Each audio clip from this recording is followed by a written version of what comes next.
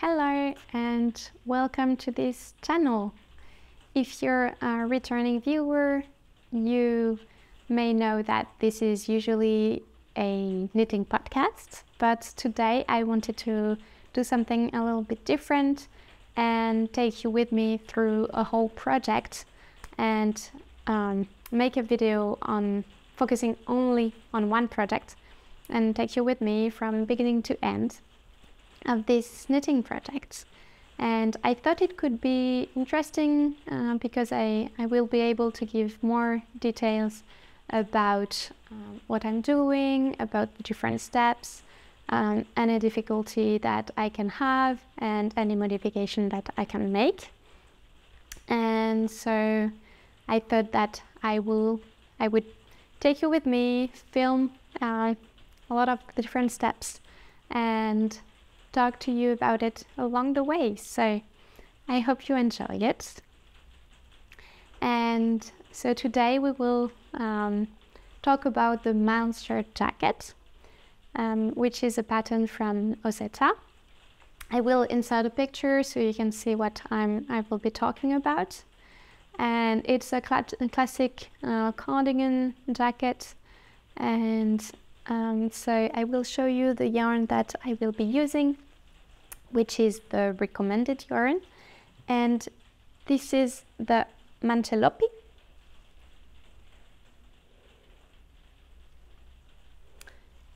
And I will show you the tag. So here it is, and it's a Portuguese yarn. It's unspun, and it comes in a plate like this. And it already has two strands together. If I can find the beginning of it, I don't know where it is. I think I have it here.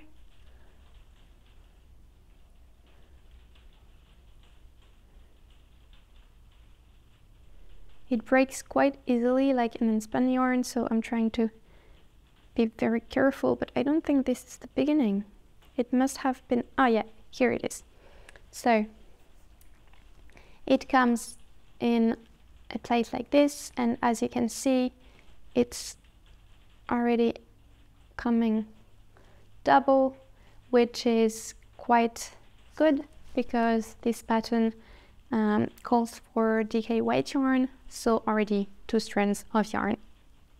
So I will be using it directly from these plates, and I don't have to make a ball with it or anything, so it will be quite practical.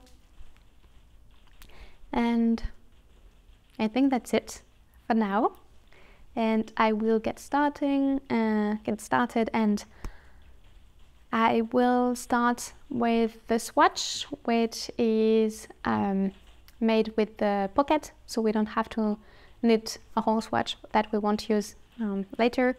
So it's quite nice to be able to do that. So I will be starting with this, and I will take the camera a bit later and show you what I'm doing.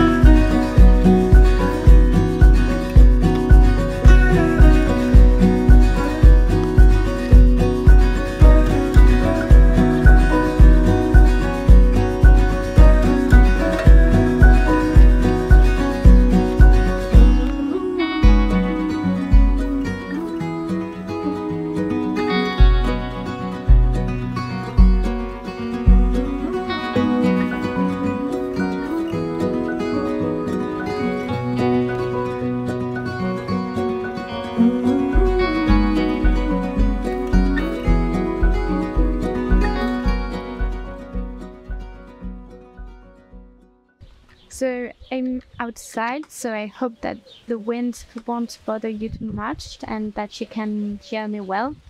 Maybe you can hear the birds too, so I hope it's gonna be okay. So I finished the first part of the sweater. So we start with the back, with the top of the back. So here it is.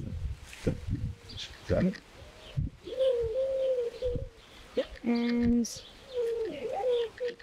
so we start at the top and we work back and forth in stockinette stitch, and we do the increase a few stitches away from the edge, so it gives this nice edge like this here. And so we work back and forth doing the increases, and then we stop the increases here, and we still continue straight to work until the end of the armholes, and then we stop. And now I'm going to start working the front part, the right part of the front. So I'm gonna have to pick up some stitches along the edge, and I think there's a video, a tutorial in the pattern for that, so I think it's gonna be okay. And so the back that you see here, this line here, is the shoulder line, and it's gonna be a bit at the back. It's not gonna be exactly on top of my shoulders, so it's gonna be a bit on my back, and so the front is gonna be a bit longer and come down the front. So it's growing up quite fast. So since I'm holding the yarn double, it's quite a thick yarn. So it's quite nice to have something that's going that fast. And so yeah, I was quite surprised to be able to knit this whole part in just a few days. So that was quite nice. And yeah, I think that's it for this. And yeah, so after the swatch, I had the right gauge with 4mm needles, so that's what I did. And so I remeasured here, and not only on the swatch, and I still have exactly the same amount of stitches, so that's good. Right. And for the number of rows, I had the right number when I made the swatch, but for this I had just I measured this whole part here, and I have 0.5 centimeter less than what I am supposed to have, so almost nothing, so it's gonna be okay. And especially since there is a lot of positive ease on this pattern, it's gonna be quite okay. So that's it for this part, and I'm going to continue with the fronts, and I'll see you then.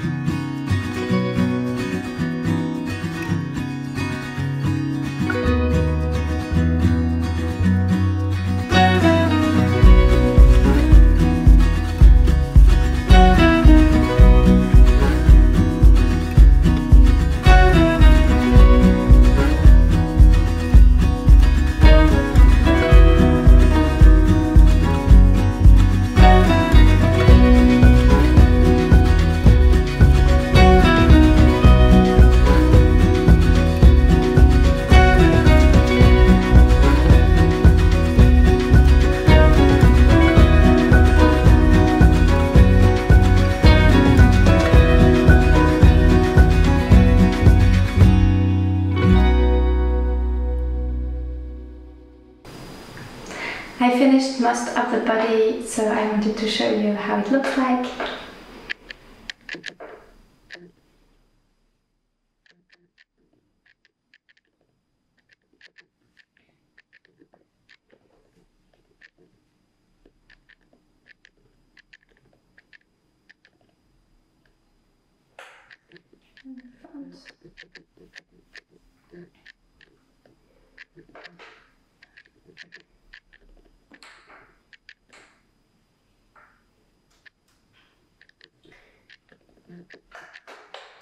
So for the body, it's just doing a stockinette stitch back and forth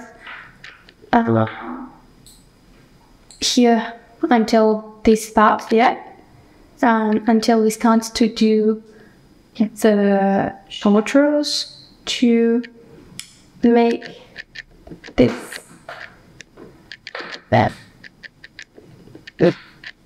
So this the shaping that you can see here. I haven't blocked it, so it rolls a bit, and yeah, I think you can see it pretty well here. And it's quite easy to do, except that I don't know. In the pattern, in the photos of the designer, I thought that the bottom of the cardigan or the vest was twisted, was going, so it goes down here, and I thought that it was making, like, going up a bit again at the front here. And so in the pattern it only said to do short rows here, and it took me a bit of time to understand that we didn't have to make any on the other side. And I think it might have been easier if in the pattern she explained that we only make it here, the short rows, because here it's straight. But other than that, and I had to look at other pictures from embroidery to understand that in other projects it was laying, the sweater was laying flat, and so I understood that it was straight at the front, which I didn't understand from the pictures from the designer. But other than that, it was quite easy to do. What's good is that there's a video tutorial for short rows, which is easy to understand then how to make them if you haven't knitted short rows before. And the only thing that I changed, not in the pattern, but just the way I made it, is that the designer said that we had to knit. I don't know how to hold it, so we're gonna hold it like this. So for our short rows, we go back and forth, and every time we go one stitch, we start one stitch before and do the short rows like here, that makes this shape. And so the designer said that we had to put a stitch marker after, like just after the short row. Then we knit, we knit, and then we go back and we knit until the stitch marker. We do a double stitch, front row, move the stitch marker, and then turn like this. And so we do have to count how many rows we have to knit. So what I did was I counted that many stitches that I had to have on my needles. So the number of stitches that I had, the number of rows that I had to make. Put the stitch marker, like for example, no, what it ends, I think it's here. Put the stitch marker here, and then it's really easy to see when we come to a double stitch because it has the two legs. So I knit all the way to the double stitch, turn, made a double stitch, and then knit all the way back. And so I knew that I didn't have to count any row because I only had to stop when I came to the stitch marker, which I thought was easier. So it's mindless knitting if I don't have to count and have my phone next to me so I can like count all the rows that I'm making. But except for task, it was pretty easy. So we do one part, then we do the back, and then we do the other part. And that's what I did. And now I have to do the ribbing and then to bind off. And it's a tubular bind off, which I apprehend just a bit because I already tried it only with the pockets because I made a pocket swatch. And so just for the few stitches that I had for the pocket, it was already quite annoying to do because the yarn was breaking, and it was quite hard to do. I kind of tried to twist it a little bit so it would hold better.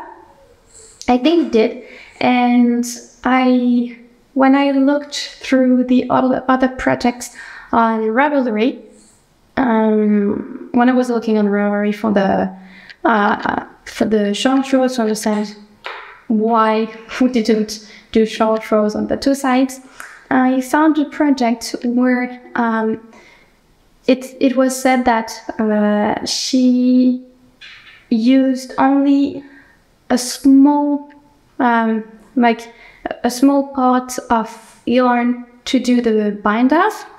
And so since it's really easy to put the yarn back together, the two pieces, well, she was using only a small piece and she was putting the yarn again together, like all the kind of scrap yarns together to make a long yarn and all strands. But it was easier, so she didn't have to pull all the long piece of yarn through every stitch, and it made it a lot easier. So I think I'm gonna try that. I'm gonna twist it a bit and use only small bits of yarn to bind off, and I hope it will be easier. And next I'm going to do, I think it's the sleeves, but I can't remember, or is it, no, I think it's the front. And yeah, it's the front. And usually I, when I knit a jumper, I usually knit the top of the jumper, and then when I separate the arms from the body, I knit the collar, and then I knit the sleeves. And I find it easier that way. Then I only have to knit the rest of the body and I'm done. And I like to knit the collar so I know that it sits well on my body and I do the right.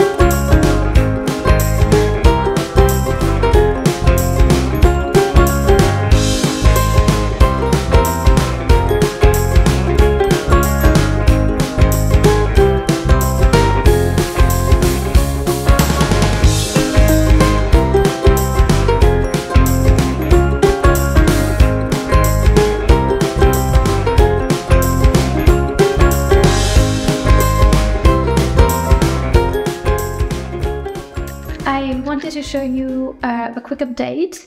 So I finished the jumper, the cardigan, and just going to show you how it looks like. Here. And I wanted to show it to you because I've just sewn the pocket, one of the two pockets. And I was quite unsure. I really liked the way it looks without it, and I've been wearing it quite a lot without the pockets. Just because I had finished it and I wanted to wear it. And the pockets, I had to finish the second pocket, and then I blocked them, so yeah, and I needed some time to sew them on, sorry. But yeah, I don't know, I'm not sure.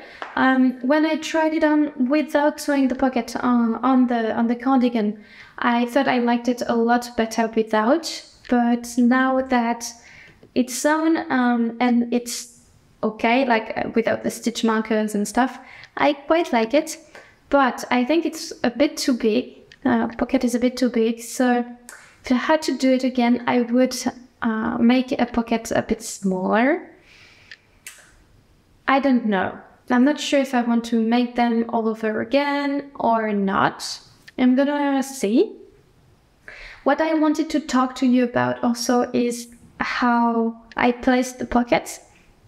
So here I knit the cardigan 3 centimeters less than what's recommended in the pattern.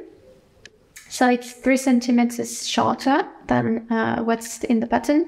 And so when I place the pocket as it is recommended in the pattern, so the designer tells us exactly how many stitches we have to count from the bottom until we have to place the bottom of the pocket, which is really nice.